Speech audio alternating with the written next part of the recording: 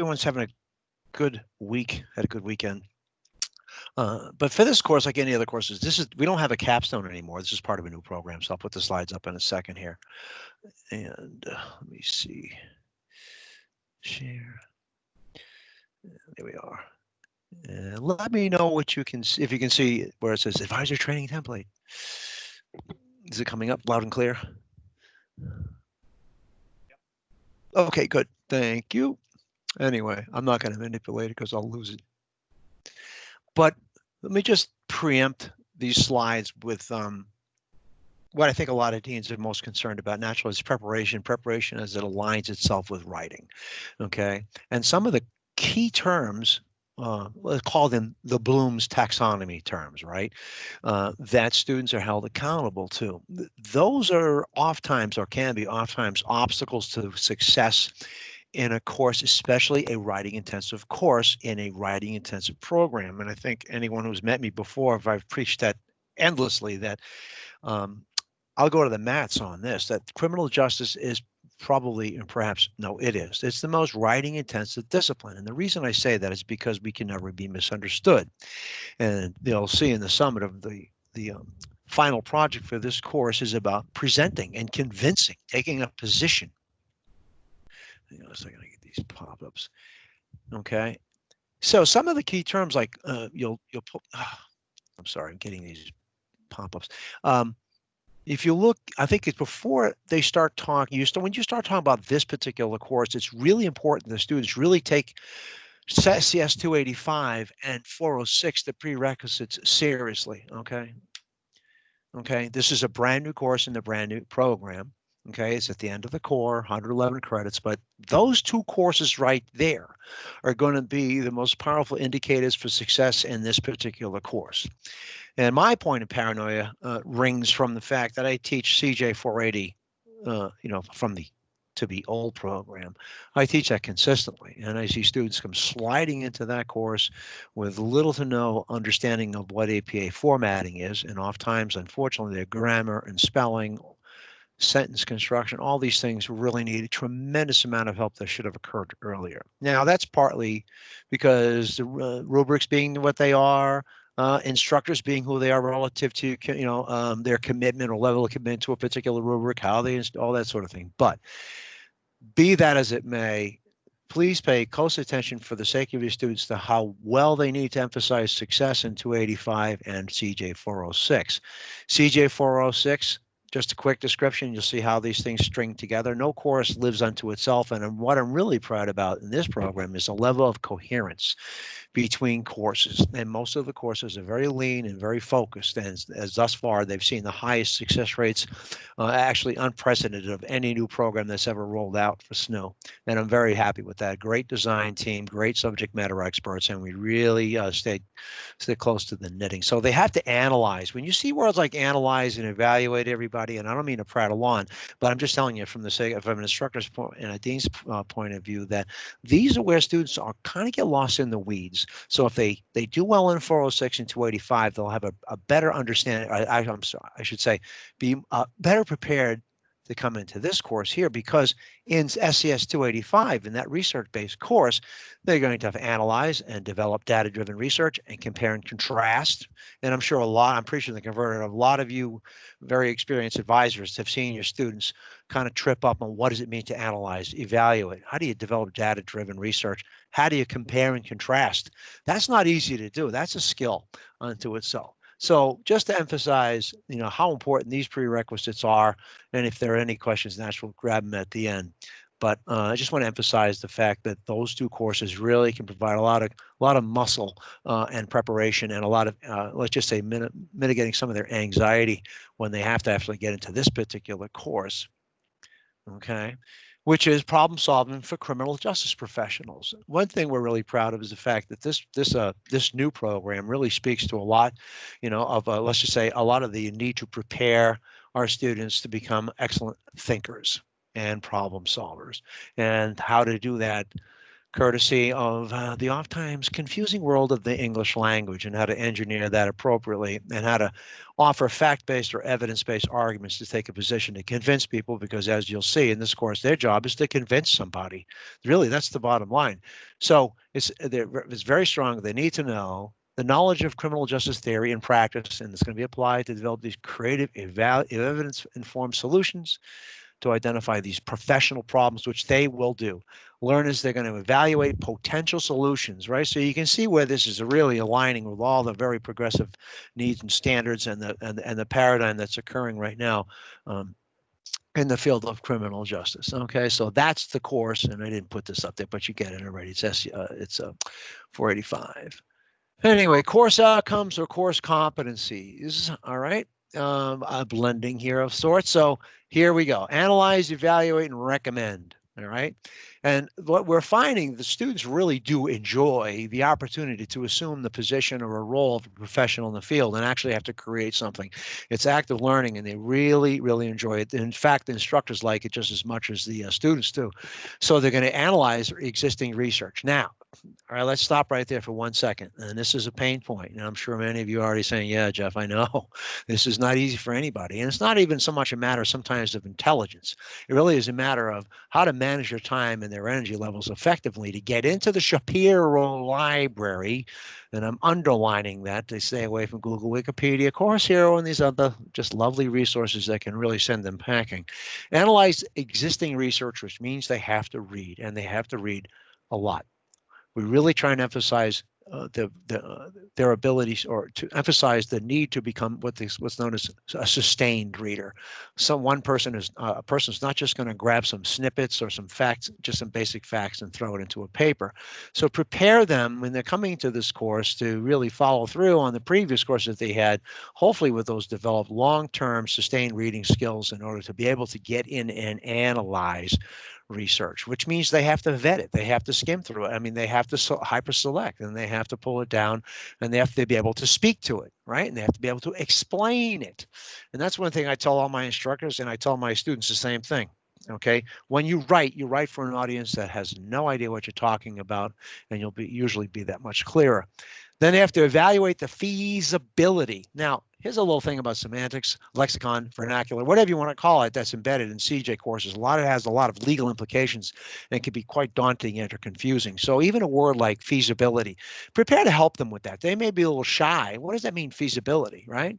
Does it work, right? So the potential solutions to a problem faced by CJ professionals. And lastly, they're going to recommend evidence-informed solutions.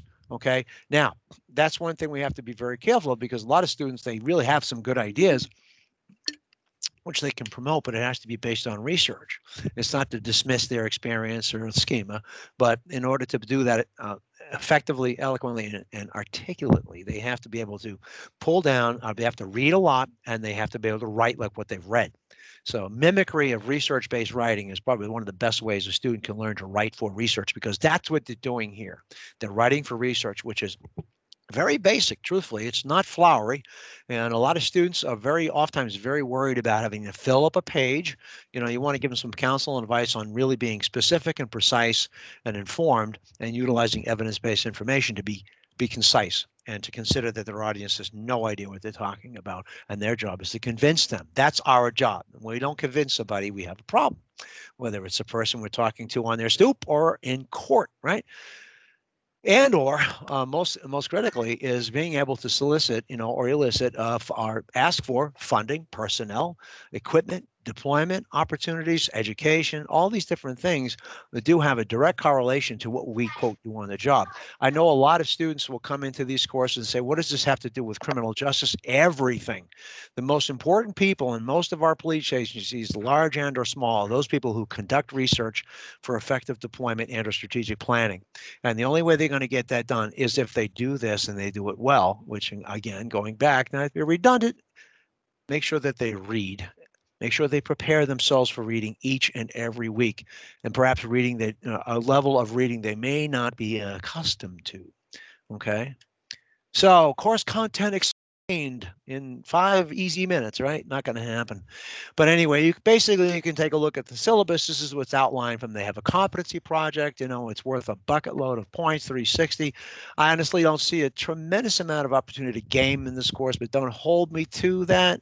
I don't think you're. I think one thing about these competency-based, outcomes-driven courses, the fact that they have active learning, is they're less likely. This is empirical, less likely to try to game the course. They really are building, walking, and learning. Let's just say getting to the finish line, actually creating something, which is a lot more fun, right? And it's a lot more exciting. Anyway, so they have a competency project. There are 3 assignments. You have 5 discussions. It's a reasonably discussion-heavy course, and the discussions are reasonably elaborate. So you want to take a look at those when you have a chance, okay? And naturally, the discussions are going to have their rubrics, and they're going to have to take a position in these discussions, and they're going to have to be just as articulate, utilizing evidence-based information to take a position and interact with their peers and respond to instructor questions. More often than not, we hope that the instructors are offering challenging questions at this particular level, being the final course.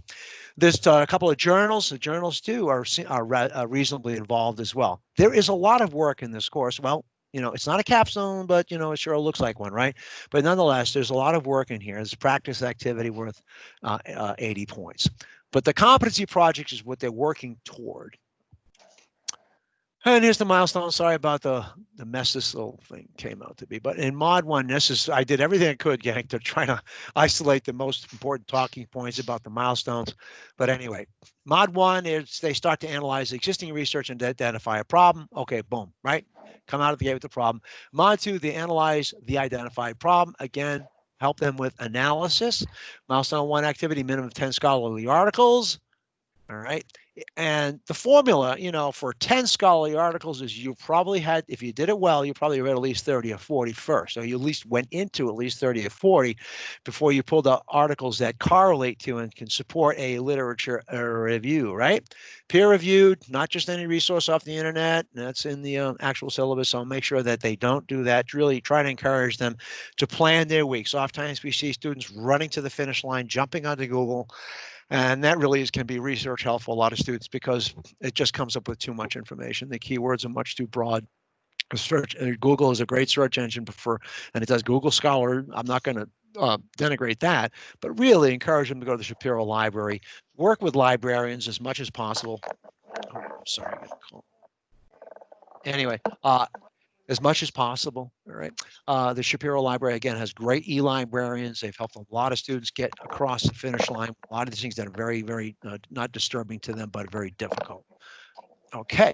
Anyway, Mod 3, create a problem statement that addresses your identified problem and referring back to, again, 285 Mod 3.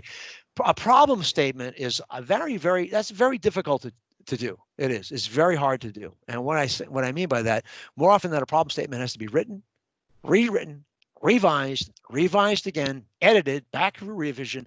But students don't have that kind of time. I'm sure a lot of you in the room have gone on to graduate level work, and if you've had to do any research, creating a problem statement is one of the hardest things you can do. So when well in advance before Mod 3 hits, et cetera, that they're going to have to do this, really encourage them to really look at that syllabus and understand what the development of problem statement actually entails. They should know, but please place a lot of emphasis on that. It's not easy, all right? Even with students that are prepared, they have to be able to be very, very clear, very succinct when they're writing a problem statement that is functional. The problem with a broad problem statement, right, is now that will lead them to, research Armageddon because there's just too many terms in there that can blend themselves, lead to other, let's just say, dissonance. In other words, too many key terms. Too many terms are going to lead to, endless nights in the library looking for something and trying to isolate it. So a problem statement is a very, very difficult thing. It can be very difficult for a lot of students to keep it very precise and succinct so it doesn't drive them crazy when they're actually conducting their lit review and research, etc. Mod 4, there's a journal. They identify case law regulations and ethical guidelines when evaluating potential solutions and the significance of what they've read. Okay, again, there's an evaluation based upon what they've read. They have a lot of reading in this course. All right. So again, my advice to you is to really prepare them for that and not to skim, not to be in a hurry, and really plan their weeks around getting into the library. Information literacy is not all that easy, you know, but we have it's one of the best e-libraries I've ever seen. Mod 5 and a 1 to 200 word email to internet stakeholders. This is what they're going to do. They're going to use as a communication platform for your department or office. Jumping ahead, this is the pièce de résistance. Here's where they actually assume that role, which is a lot of fun, a lot more interesting. It's their job it's their time to shine. You're a criminal justice pro working in the field and have asked by your supervisor to write several sections of a grant proposal. I tell you, this is a skill set that if anyone in this place, anyone in this room here has ever written a grant or sought to write a grant or learned how to write a grant, that really worth your weight. It could be just worth so much gold to any particular agency that survives on grants. The purpose is to address a recent problem in your pillar of criminal justice law enforcement, whatever it may be. Specifically, you've been asked to provide background on the problem identified, identify a contributing factor of that problem, all right, with foundation, and elaborate on the best solution for the contributing factor. Elaborate, keyword right there. You may want to help them with that, help them understand what does that mean. That word there, for a lot of people, connotes a lot of writing. Oh, how many pages do I have to fill? What it really means is to be articulate. Okay, be able to explain it in order to offset or answer any potential questions from the audience that has no idea what you're talking about. So anyway, your research and the solution you offer will benefit your office and the public by influencing needed policy changes, right? Very progressive. You know, very happy to see something like this develop. The person that developed this, like I said, we have a great whole slate of very diverse subject matter experts in the CJ program. Very happy with the work they do. This comes right from practitioners in the field, right? Because they know what's important. Okay, and what's important for what they're looking for in relative to new recruits. You think about the dividends this can pay if a student says, you know what, if they're able to take the language and what they've learned from this particular course as an aggregate of all that they've learned and be able to talk with problem-solving terms. In other words, to speak to problem solving. That's what agencies are looking for now. Someone who's proactive, understands factual information as it relates to solutions, and they're able to provide that. Okay, and that's what they're looking for. It's part of social character and intellect, articulation, compassion, and being able to take a position that helps people. That's how we roll. Okay, let me see here. Let me see. How did I get down to here? All right, saw that. Okay. So, okay. Here's the fun. Now, this is what I just broke down. They have a statement of need. This is the skeleton of what they're going to be doing. But this is where they have to put the meat on that skeleton, right? Not so easy to do. Statement of need, problem statement, right? Analyze existing research to identify a problem. Then they're going to analyze existing data. Now, I know a lot of students do everything they possibly can to avoid the scary world of data. Try to calm them down. They're not going to come out of this course or this program as, statisticians for the RAND Corporation. No. I mean, it'll lay the groundwork for that, perhaps, but it's really about calming their fears. We have a lot of students really avoiding the daylights out of SCS 285. They're just avoiding it like the plague, right? And I understand that, because they think, oh, math and formula and Excel and all these different things. And is it have those things? Does it have those attributes? Absolutely, there's no question about it. But this is really important to our field. We don't do anything without data right now. We really don't. So analyze existing data. What's out there in any one of these pillars, right? And how, see how things are in bold, affects the general public. So they have to write to impact. Their statements, what they're writing, what they're creating, what they're offering, what they're telling, all right, it has to say this is how it affects the victims. This is how it affects, the constituency. This is how it affects those people in the audience, either nodding yay or nay. All right. So it's how it affects the general public to convince them. So they're going to analyze, sorry about the two of those there, contributing factor to the control problem and affects the system. So that's a lot of work right there. You're talking about the criminal justice system. It's a vast industry, right? So they have to really be focused. That by this time, they have to be very focused, hyper-focused on what aspect of the system to look at, maybe what particular segment of the public they may be talking about. They have to try to really, plan their time so they can prepare and whittle this down. Students doing research, it's very difficult. It's really, in some respects, it's not fair to them. I mean, you're talking an 8-week term to do a lot of work. So preparation is definitively the key. You know, they're very fortunate if they have instructors that do offer, you know, the good graces of a revision opportunity. You know, naturally having, you know, with the key having to go to the writing center. But if they don't, you know, writing and revising is the key to success. But if they don't, they may not have that opportunity. So problem statement, solution, definition, evaluation. So now I'm going to analyze the data and research to inform a potential solution. Pay attention closely to those words, those phrases and sentences in bold. Evaluate. I don't want to beat that to death. Again, that's very important for the students to understand how to interpret that. What does that look like? The best way for them to understand it is to read evaluation, read evaluative criteria, read research that evaluates a particular issue or problem. Then they'll start picking up on the language. For internal stakeholders, evaluate the solutions for external stakeholders, right? Explain. Now they have to understand the legal infrastructure, the considerations, regulations, policies, you name it, ethical considerations, okay? They may not understand what, hopefully they'll understand by this course what that actually means, okay? Because they're talking about impact, and the impact has to be ethical. All right, can't be a grand solution that hurts people. It has to be very careful, and they have to be very careful in where they find their research. Please, everyone, tell them to avoid copy paste, learn how to paraphrase so they don't get rung up on turning in with unrealistic scores, okay?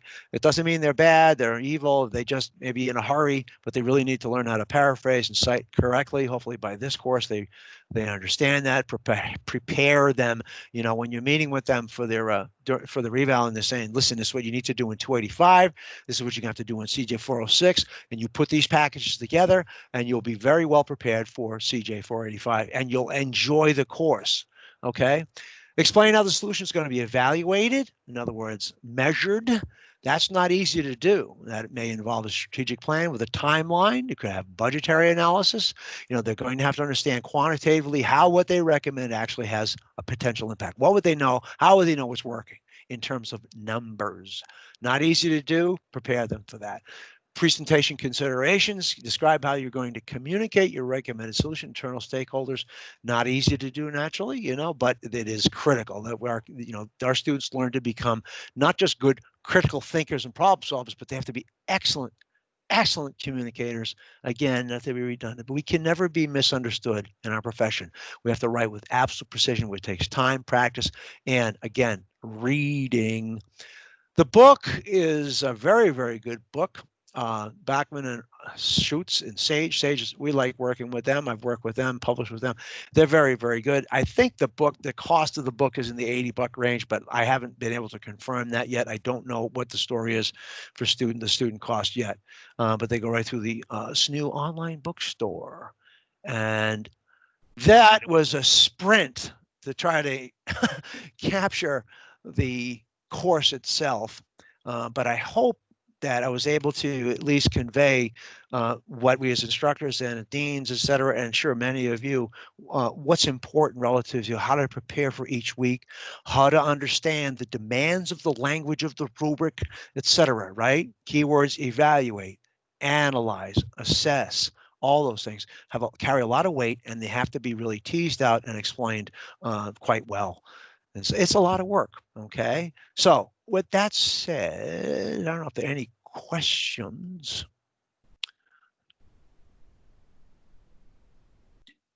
Okay. I take silence as either two things. Everyone's sleeping, you're at the beach, or you just don't have any questions. Did I lose you?